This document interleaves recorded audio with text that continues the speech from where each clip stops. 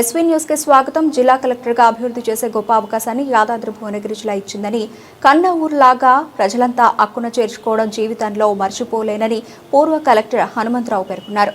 కలెక్టరేట్లోని సమావేశ మందిరంలో గురువారం జిల్లా అధికారుల ఆధ్వర్యంలో యాదాద్రి భువనగిరి జిల్లా పూర్వ కలెక్టర్ హనుమంతరావు ఆత్మీయ వీడ్కోలు సమావేశం నిర్వహించారు. ఈ సందర్భంగా అన్ని విభాగాల జిల్లా అధికారులు, టీఎన్జీఓ, టీజీఓ, తహసీల్దార్లు, ఎంపీడీఓలు, అధికారులందరూ పూర్వ కలెక్టర్ హనుమంతరావును ఘనంగా సత్కరించారు.